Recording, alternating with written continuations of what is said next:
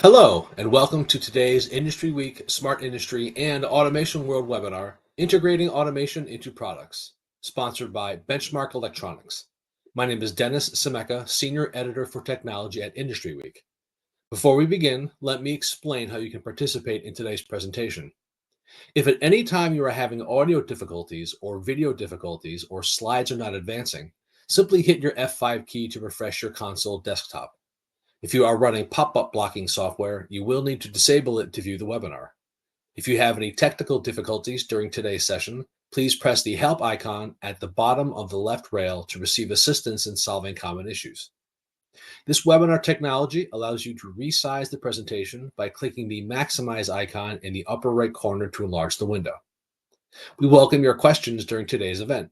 To submit your questions, simply type into the Ask a Question window on the left side of your screen and then hit the Submit button. We'll be answering as many questions as possible during the Q&A session that will follow the main presentation. Please feel free to send in your questions at any time and we'll add them to the queue. Don't forget to check the resources component on your console for additional information provided by Benchmark Electronics. Please also be aware that today's session is being recorded and will be available on the Industry Week, Smart Industry, and Automation World websites within the next day for you to review. You'll be notified by email when the archive is available. When the webinar ends, please take a moment to complete the feedback form that will appear on your screen. And I'd now like to welcome our speakers. Dan Wright, Principal Engineer at Benchmark Electronics, has 20 plus years of experience in mechanical design with focus areas in medical and automation packaging for mid to high volume manufacturability of robots, plastics, machine parts, sheet metal, and castings. He has been a lead mechanical engineer for 15 years, focusing on overall system integration. Ben Williams is a mechanical engineer at Benchmark Electronics, a seasoned mechanical engineer with over 8 years of experience at Benchmark in Rochester, Minnesota, where he works as a mechanical engineer. His work spans the design and development of medical and industrial devices, focusing on robotic motion mechanisms and design for manufacturing. For more information about our speakers, please check the speakers component on your console. And with that, gentlemen, the floor is yours. Thank you, Dennis. Thanks, Dennis. Yeah, let's go into an introduction. Thanks everyone for joining us. Okay, yeah, so just wanted to summarize what our topic is today. So automation, usually when we think about that, it's using automation to produce parts at high volume on a manufacturing line. But in the past 10 years or so at Benchmark and the design group, we've been looking at some devices that use automation in other ways that we wanted to share with you. Kind of thinking about devices that we might see in public, like a vending machine where a user's coming up to the machine, they're indicating what they want out of the device, and then the device does some robotics to dispense the right good to the user. Yeah, so we'll be talking about kind of the unique design challenges with implementing these kind of field-ready robotics in volume. So a quick overview of what we'll be talking about.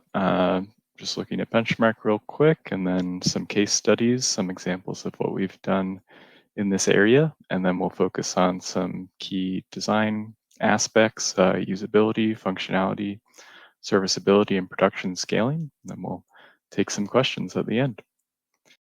I'm going to give it over to Dan now to tell you about Benchmark. Thanks, Ben. So Benchmark is a global company.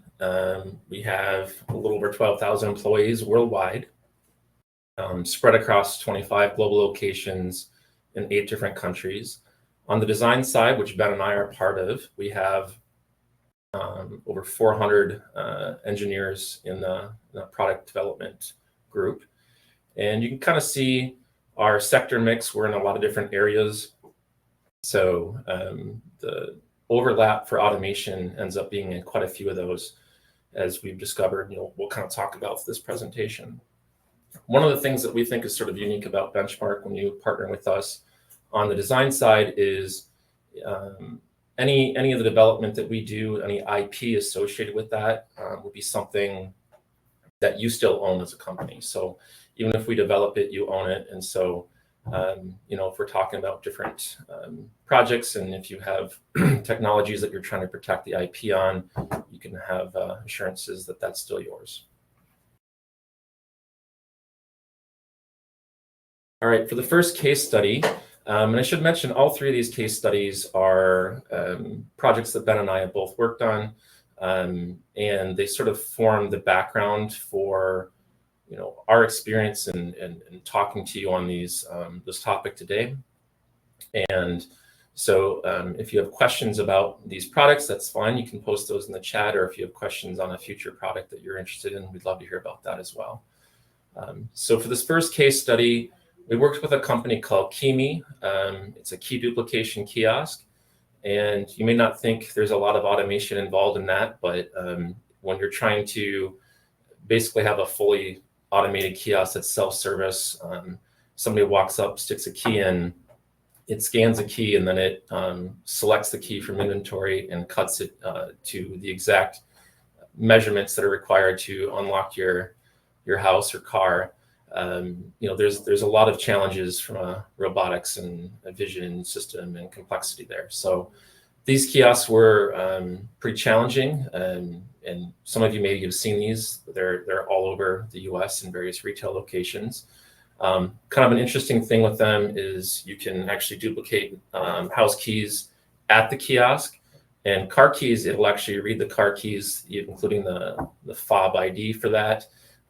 They can't make that at the kiosk, but they can mail it to you with the data that they record at the kiosk. So yeah, our primary design responsibility when it came to developing this was we owned the full mechanical design and electrical. So any custom printed circuit boards, any control boards that we use for controlling the actuators and the robots inside of it was a custom designed entity within Benchmark. And then we sort of did the overall hardware architecture and layout for the whole program. In this case, the software side was owned by the customer. For this one, we do have a case study link that should be in your resources available. So if you want to read more about our role with Kimi, you can read the case study. All right, our next case study is a cryogenic automated pharmaceutical kiosk. So this device stores, monitors, thaws, and dispenses vials at cryogenic temperatures around -160 Celsius.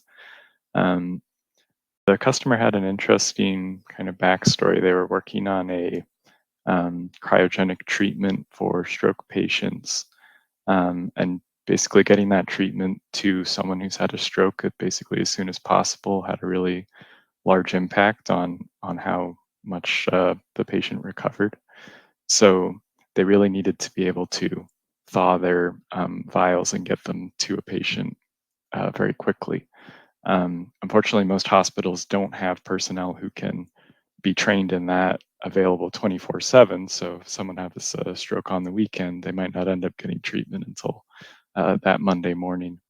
So they kind of identified the need for a kiosk or just a device that would do that whole process more or less automatically with just some simple inputs to fill the prescription. So that's what we developed here.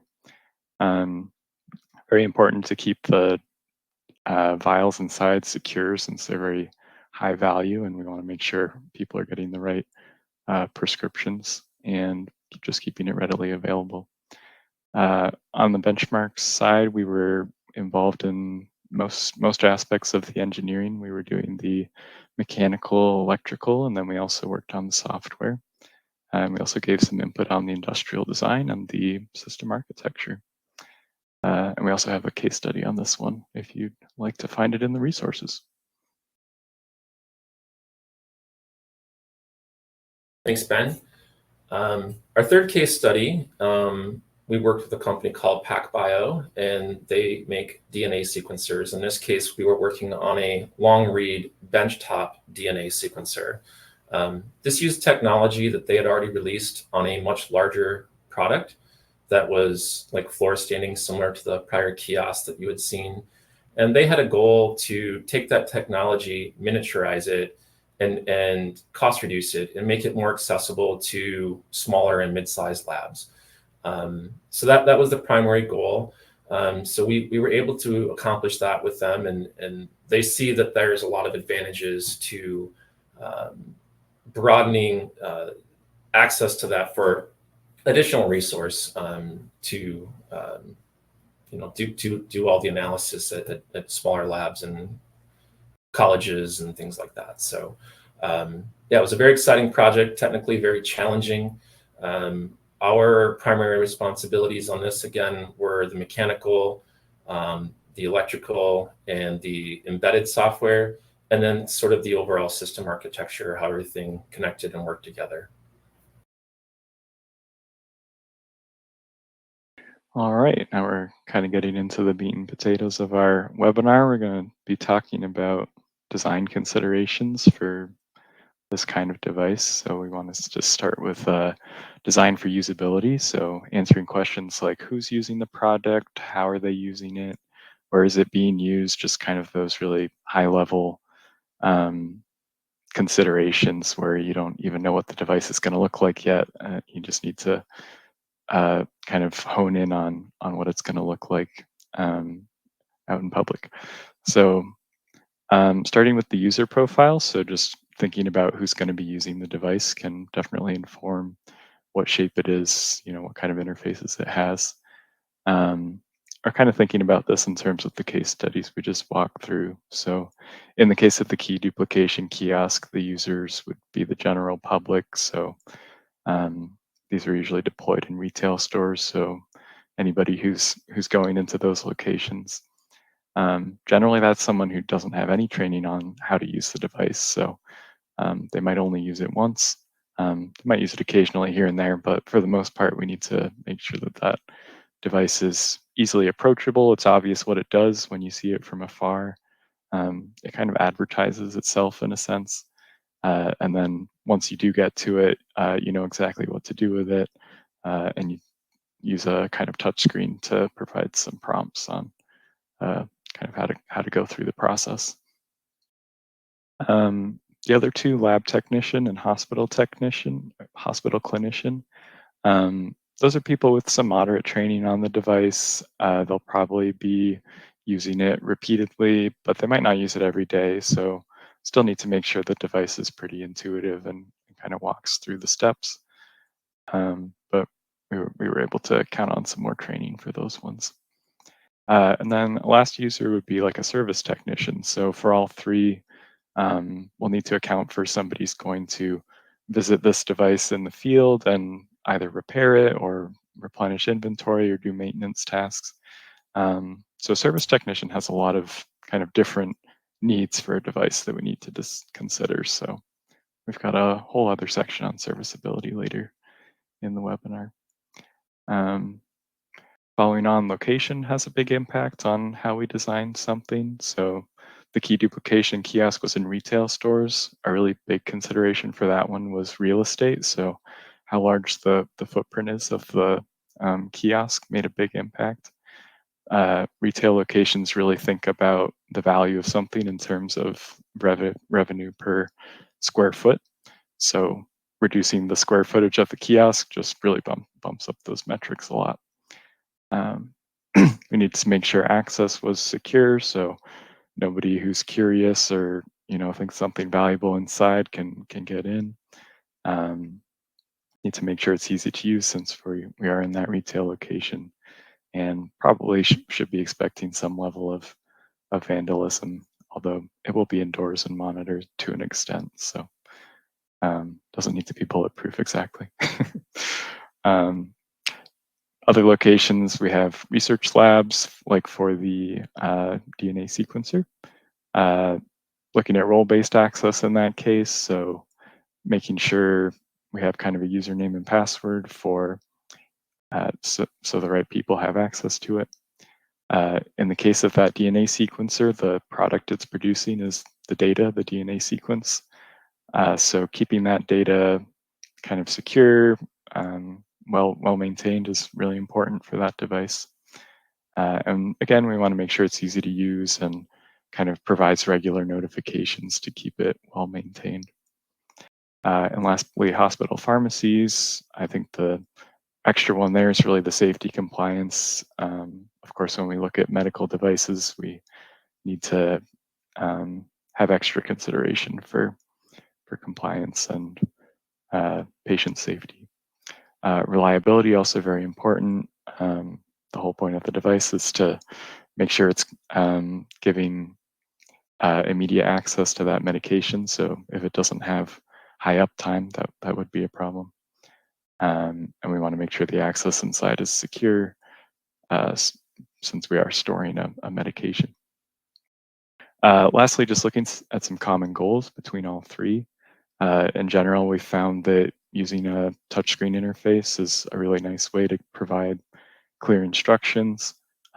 Most everyone's very used to using a touchscreen, and it also allows us to kind of change the UI kind of on the fly as needed once we get into deployment and start understanding what users need out of the device to optimize the usability. Security of access was kind of a common trend with all three. Keeping that reliability and uptime up high seems to be a very, very common trend. Usually these devices are meant to be used very regularly.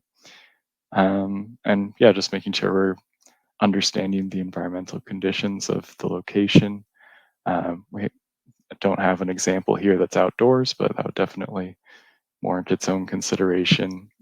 Thinking about temperature, humidity, and what that's going to do to the device over its life is a big topic as well. All right, so that's about it for usability. We're going to bring it over to Dan to talk about design for functionality. Thanks, Ben. So, a lot of times when you're thinking about automation and robotics in a product, the first question that comes to mind is like, how do I choose the right robot? Like, what's ideal for my application? And we kind of broke that down into 4 primary categories. There's more that you can think of. I'm sure most of you have looked at this and could think of more, but we're going to focus on motion, position sensing, reliability, and cable management. These are kind of some of the 4 areas on the mechanical side specifically that we look at pretty heavily.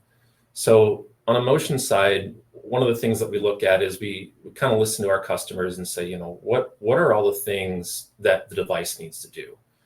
And we start kind of brainstorming how many different degrees of freedom that would require on a robot. In some cases, maybe you do like a universal robot that can go into lots of different corners and movements, and maybe it picks up different heads that would allow it to do lots of different things, but those can be rather expensive. And so we're often cost conscious when we're thinking about a product, and so we might look at like, how do I get that degrees of freedom? And maybe I can't do it with a single robot, and so maybe I have like an HBot, like what we're seeing here, and then I have another robot elsewhere in the system that would be like a handoff location. And so we kind of think through that, brainstorm that early on, and try to figure out the best way to utilize the space and manage the budget. And then once we close on a plan for the robotic selection, then we start looking at the type of motion. Is it the linear actuator like we talked about? Is it universal? That kind of thing. Which of those options best suits it? And if we go with the linear actuator, like, are we looking at ball screw, lead screw, belt drive? They all have advantages and disadvantages. For a Z-axis, especially, we typically would go lead screw, just because then we don't necessarily have to have a brake. If you lose power, you don't want the Z-axis to fall or lose its position. So with a high-pitched lead screw, it'll often hold its position without having any sag. So we look at all of those things as we're deciding it, and trying to make sure that we have the proper robot selected. The next thing that we think about is robot movement, and it starts with, how do I home the robot? How do I know where I'm starting from, and what's the best way to do that? There's a lot of different mechanisms for that. You can do through beam sensors, Hall effect sensors, limit switches, or you can just go to a mechanical hard stop. All of them have pros and cons. And so, we're often looking at cost and reliability, repeatability, and trying to figure out like what the actual needs are for this device. And then the last part of positional sensing we think about is it an open loop or a closed loop system? A lot of times it's nice to think, well, I'll just tell the robot to go, 100 counts and I'll know I'm at that position. But maybe there was something that caused you to miss that. There was some backlash in the system, or there was an obstruction that didn't allow you to reach your target. And so, going to a closed loop system, either with encoders or a vision system or switches, kind of gives you that assurance that when I'm moving to a location, I know that I've actually got there. I'm not assuming I'm there. I know that I'm there. And so for these systems that are enclosed and you're not having any human interaction, sometimes it's worth spending the money to sort of ensure that every step is a closed loop. And then when we look at reliability, that's the other part of kind of choosing the right robot. And a lot of times we'll partner with suppliers of the actuators, and we'll work with them to say, here's our expected duty cycle, and here's our expected loads on the robot. With that information, can you provide your mean time between failure that you would expect? Sometimes they have that information, sometimes they don't. Sometimes it's sort of a guideline. They may not have the exact information you're looking for, but we found, working with the supply chain, you can often get a pretty close answer, on the initial selection. So what we'll frequently do is we'll take that and maybe look at our top 3 choices, and we'll buy one of each robot, and then we'll do some in-house evaluation, where we'll do, full deflection testing and cycle testing, and kind of put the robot through the paces to make sure that, we're getting maybe the repeatability we need, things like that. So we want to make sure that the robot is the right selection, because that sort of often is the heart of an automated product, obviously. And so having that be a wrong choice will lead to poor results later. And so you want to spend the money the way you'd like to, and be cost effective, but also get the performance that you're looking for. And the last, but certainly not least, is cable management. For any of you who have worked in this industry, that sometimes that sort of gets overlooked until the end, and then it's a problem. And so we try to look at that up front, because often the space claim for that is more than you would think. Oftentimes cables are a larger diameter. There's more of them than you think. The overmolds are larger, the bend radius considerations, and you have to, consider how does the movement work through the whole device, and, do the cables consistently move and work and not bunch up through the motion profile of the whole instrument. And so we definitely try to do that early as well in our assessment for those reasons. The other part of functionality that we do at Benchmark is, doing sort of a space claim and motion study. There's different ways of doing this. We typically do this in CAD, and we want to set the robot up where we can mimic the motion that the robot will be doing in real life. And we do that for a few different reasons. One, we want to make sure that all touch points that we need to access are accessible by the robot. You would hate to think, well, I've got this robot and it should be good. And then you find out, well, I've got some hardware that's in the way and I can't actually get to a location that's essential. So we try to do that on the front side of it. And then it also gives us an early look at potential hard crash locations. In this picture, you'll see a couple of different locations of this robot. And you'll kind of see in the middle, there's like a yellow sheet metal enclosure. In this case, we had some sensitive equipment inside of that we realized if our Z-axes were not in the upright position, that there could be a potential hard crash there.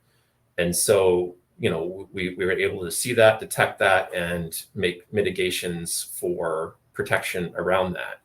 And that also sort of helped define keep out zones, which is another reason that we would do this. And we can provide that information to our software team. And so when they start to do their initial programming, we can already basically know the XYZ positions of every location they need to move in an ordered sequence that matches what they're going to program it. And so by doing that, it kind of saves some initial time. And we recognize that those are nominal positions and that there are still tolerance challenges and there's calibration that will need to be done. But it does save quite a bit of time on that initial bring up. And that's really the big thing that we're looking at by doing this effort. We feel like it's much cheaper and faster to have a hard crash in CAD than to have a hard crash with the hardware that you've just waited 8 weeks and spent a few $1,000s waiting on to arrive.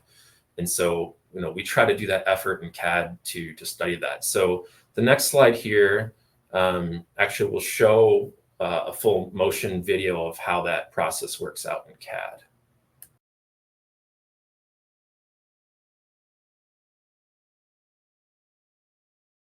All right, so you can kind of see we did a dual z-axis where we sort of split the motion, where we have one side, it actually lifts the lid, and that side actually also would plunge down into this device and turn things. I didn't demo that in here. But we're pulling out that medical treatment that Ben discussed earlier. And you're kind of seeing how we're moving it through all the furthest extents of the touch points that the vial would need to go to. And this way we're able to say, yes, we can get there. And as we mentioned on the earlier slide, we can have the exact XYZ positions for all of them. So, while it does take some time to pull that together, we think it's a worthwhile effort on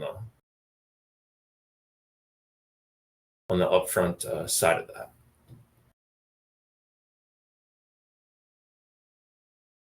I'll hand it over to Ben for serviceability.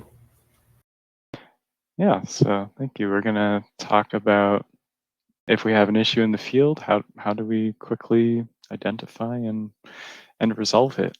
I think the first step when thinking about design for serviceability is just designing the device to not need serviceability, but inevitably we're going to need some level of service visits for something that's out in the field for 5+ years. So we really think about that up front, minimizing service visits.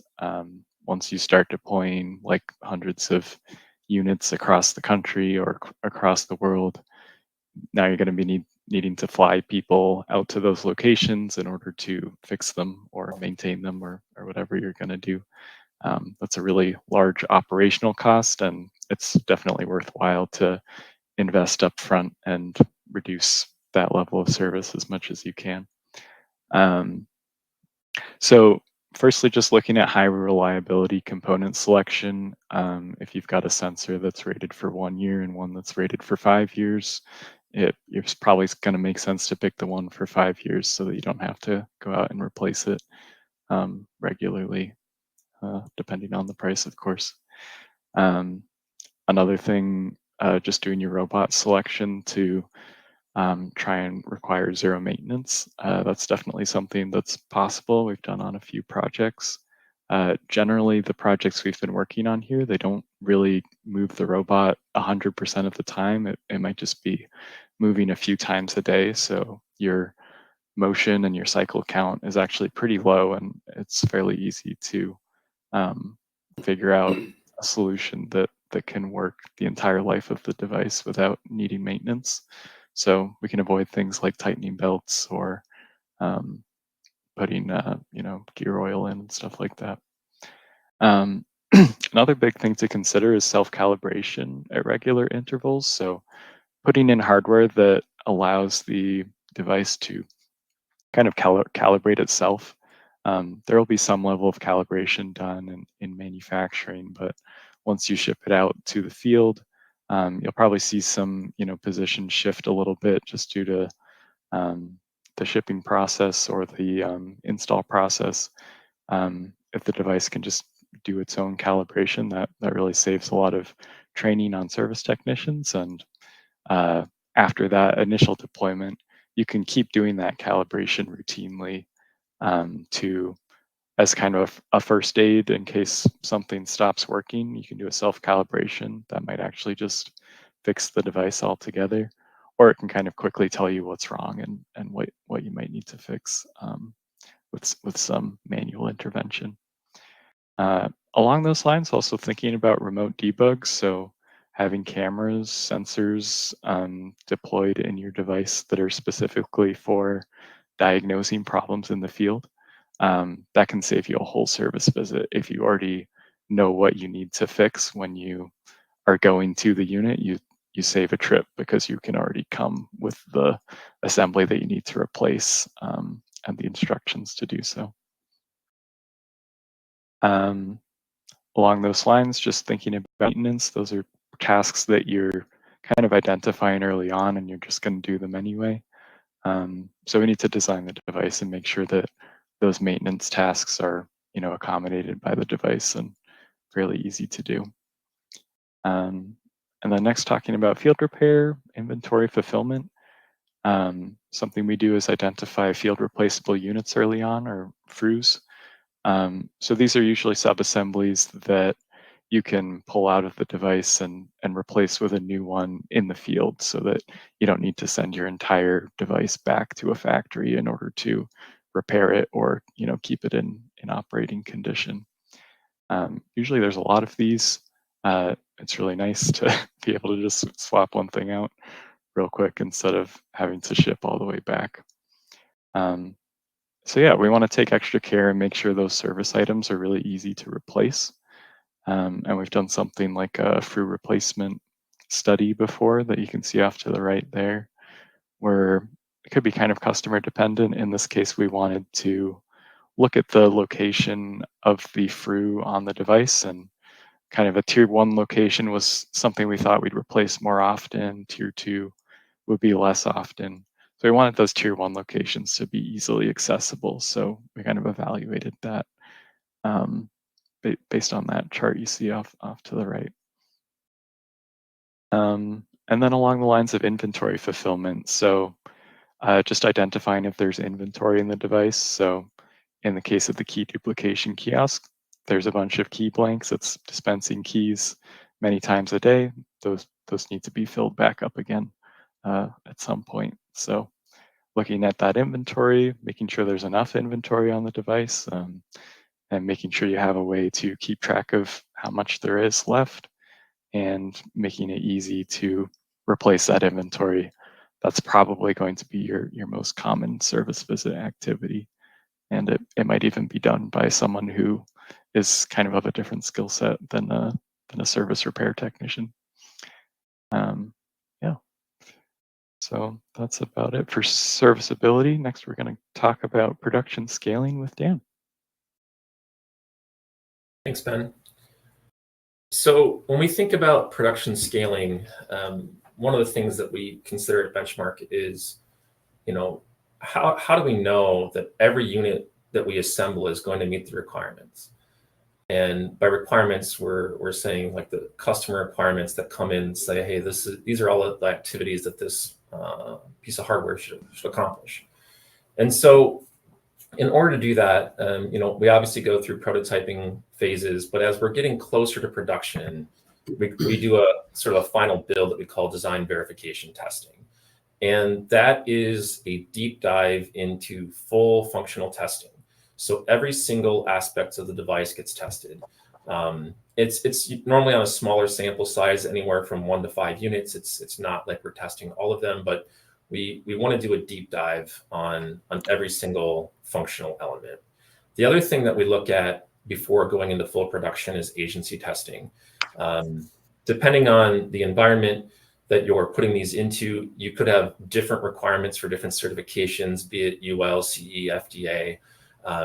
There's a lot of different options that are out there. So while Benchmark doesn't do agency testing, we work closely with partners that are notified bodies that do the testing for that. And we work with them, we're on site with them. And so if that's something that you guys are looking at needing support with, we support that effort as well. The next thing we think about is, as we're building up on the manufacturing floor, we often have a lot of these fruits or small modules that are coming together, and we want to be able to individually build those up and test those before they go into the top level assembly. And so that'll often start as small as the printed circuit board. So we have in-house testing for in-circuit tests. We also have Flying Pro capability. So the custom circuit boards, which we can make at Benchmark, we also develop the testers for that as well, so that that when you're installing that brand new printed circuit board, everything on that board is functioning correctly. And then that often will get built up into a higher level subassembly. Maybe there's some mechanical parts, some additional cables, maybe there's multiple boards. And you want to test all the function of that subassembly to make sure that as it goes into the upper level, that those are tested and known good. In a manufacturing environment, you don't really want to have, a whole bunch of unknowns and then say, well, the device isn't working, because then your debug time can take a long time to figure out how does this go together and where's the problem coming from. In this case, if it's happening at the top level, it's a pretty good indication for us that it has something to do with a cabling issue, because everything else has already been tested individually. And then obviously at the top level, we do a full system functioning test on products before we ship them out. And this wouldn't be as intensive as the DVT, but it's more of high level functional test. Does it do the primary functions that it needs to do? And we do that for all the equipment that we make of this complexity.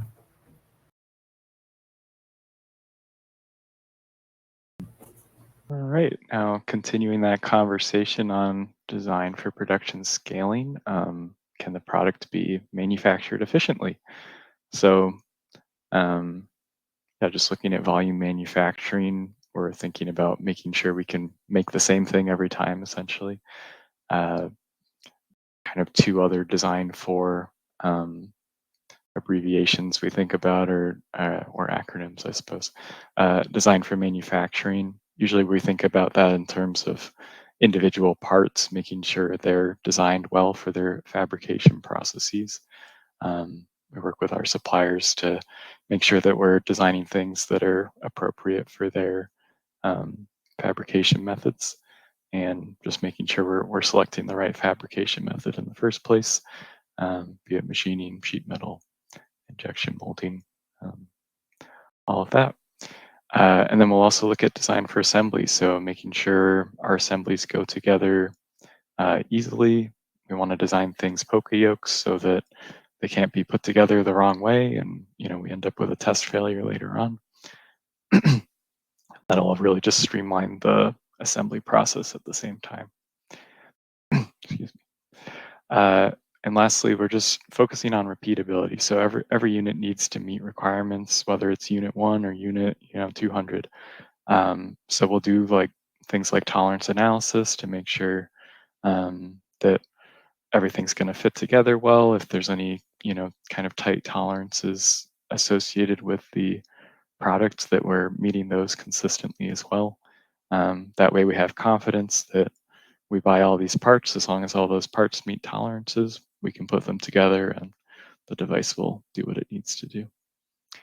And then the second side of that production scaling is looking at the cost. So there's a few things you can do to kind of get costs down on a complex unit like this, especially when you're building a lot. So first of all, the robot's probably going to be your highest dollar item, or at least one of them. When you're looking at ordering lots of robots like this, you're probably going to be able to customize it to an extent. So getting custom cabling, adding custom mounting holes, having specific distances you want it to travel, or maybe you want to change out the motors for different sizes. there's a lot of options available to you once you look at those larger volumes, if you get in contact with a robotics supplier. So we've been able to leverage that to really like streamline our assembly process and really get the most function for our dollar. Yeah, and then along those lines, focusing on high dollar items first. Just do a little histogram of how expensive all the parts are in your device. You'll probably see that it's just like a very small number of them are accounting for a very large portion of the cost. So figuring out what you can do to keep those dollar items in control makes a lot of sense. Next, looking at tooling parts. If your volumes are high enough, you can get molds or castings that will allow you to reduce part cost over the life of your program. And then something Benchmark offers is in-house PCBA manufacturing, and we also do PCBA design. If you think about more traditional automation, you might be thinking of automation electronics, which are kind of a off-the-shelf solution for electronics development, but these aren't very space efficient and they're not very cost efficient either. So really integrating your electronics into a PCBA once you're getting to those higher volumes can be very advantageous. And lastly, just working closely with suppliers to manage costs and lead times. Benchmark has a host of suppliers that we work with regularly to keep costs well maintained and lead times in control. And we've got a commodity management team that focuses on that specifically. So that's definitely a big portion of managing getting those sometimes 1,000 parts together and making sure they're all in on time for good delivery dates. All right, so with that, we've kind of finished our design for portion of the presentation. We're going to talk a little bit more about Benchmark's kind of design phases. Yeah, thanks, Ben. So all three of these projects are, different in nature, but they have similarities. We've kind of discussed some of the common themes that we think about as we develop them. And we sort of do that through a 7-step process we call our product realization framework. And I guess the highlights here are that you'll kind of see that engineering, supply chain, and manufacturing are a part of all of them. And as we go through technology development, concept design, verification into production, you'll kind of see how engineering will be a little bit less involved and manufacturing will be more involved. And we do that so that we have kind of a smooth transition to production. It sort of gets all the teams involved at the right time to make sure that everybody is aware of what's coming and the best methodology for producing these in high volume.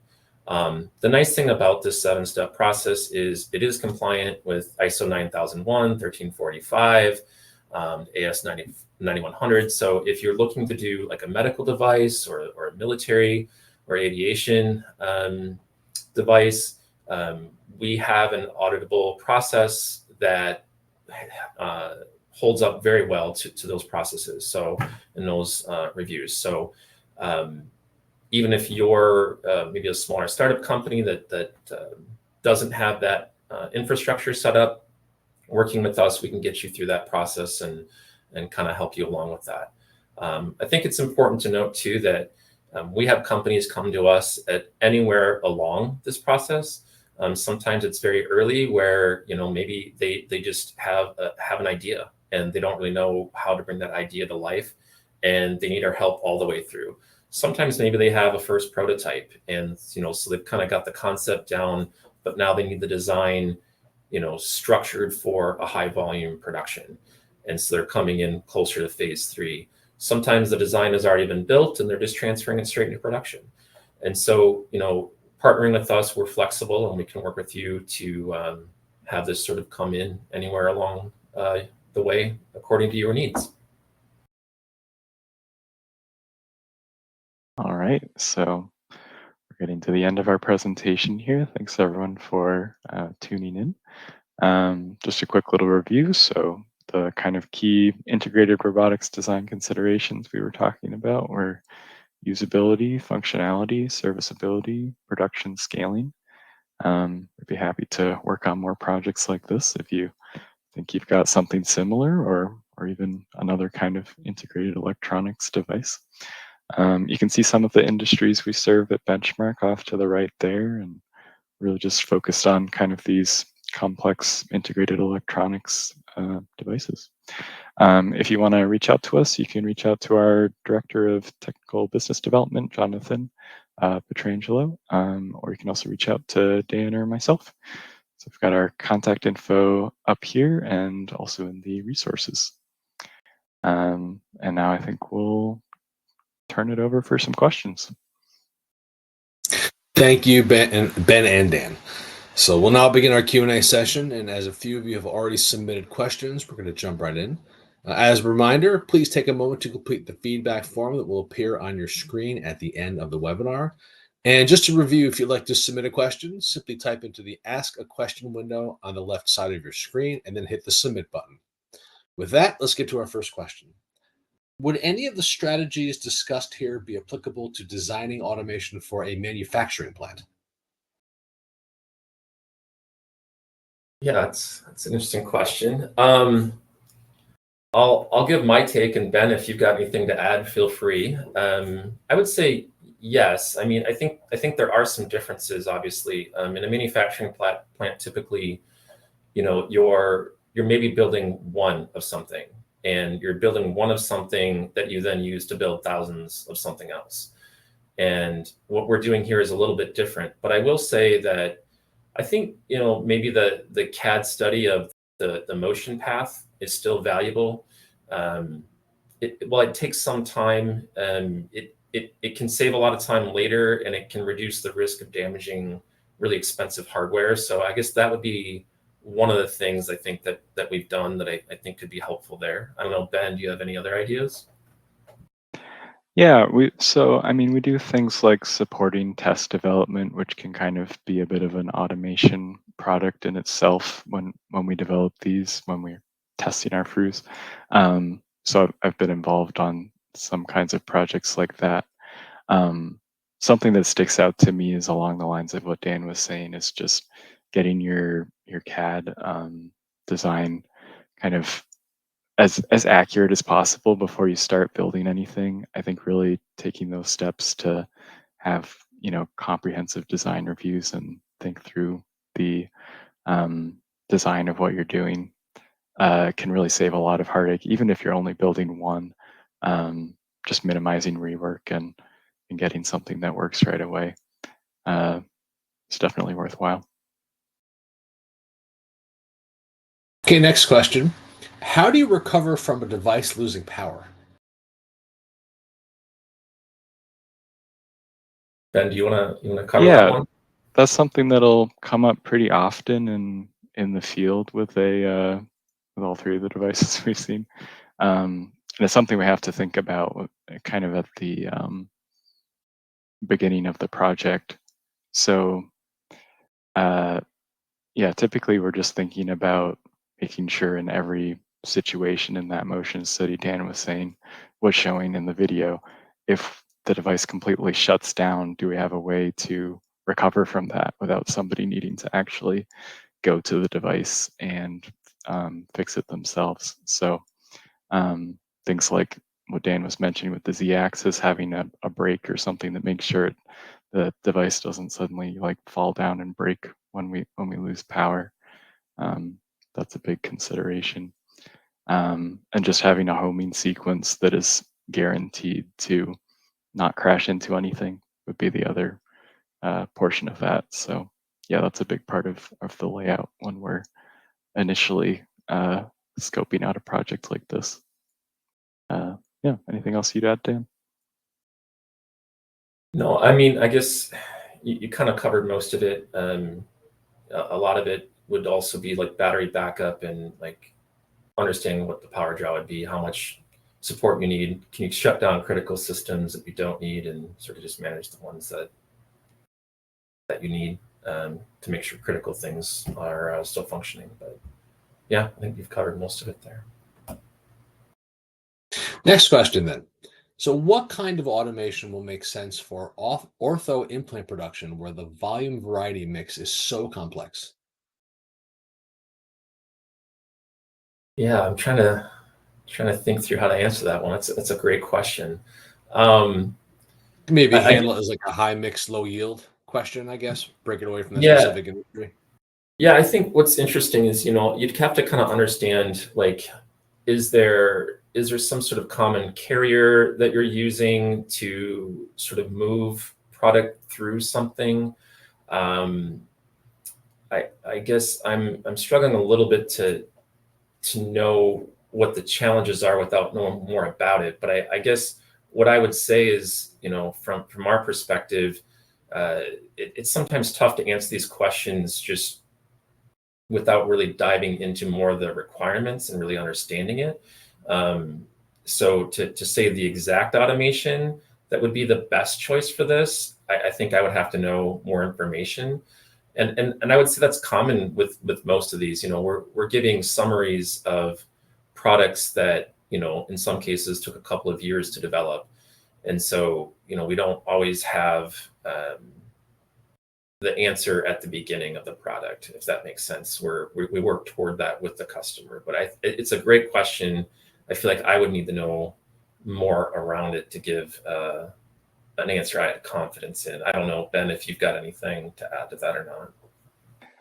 Yeah, I guess I'd just say we'd probably start with looking at what the existing production methods are for these kinds of implants and kind of working backwards there to figure out what's a way to kind of consolidate and hopefully make those implants on a single machine, although I don't know from the background if that is possible or not.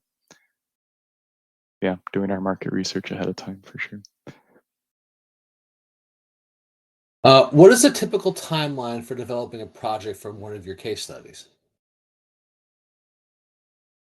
Yeah, so typical is tricky, because as we mentioned, we have that 7-step process, and sometimes programs come into us at different locations. But let's assume we're coming in very early on the program, and there hasn't even been an initial prototype made. Typically, what we've seen is for a complex device like that, the timeline to sort of understand requirements, come up with the design, and get to a first prototype where you can sort of like see how close you are. Anywhere from 6 to 9 months is pretty common for that.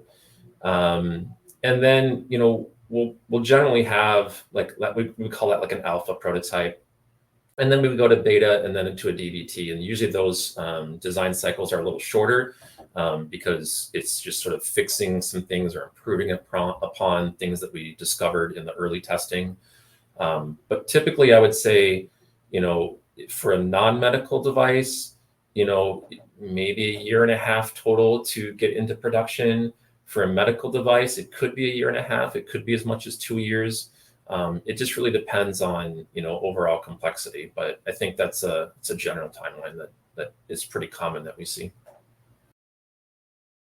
Yeah, just add the kind of technology development aspect of it has a big impact for us. If you've already got your technology kind of figured out and then you come to us, it'll definitely help the timeline.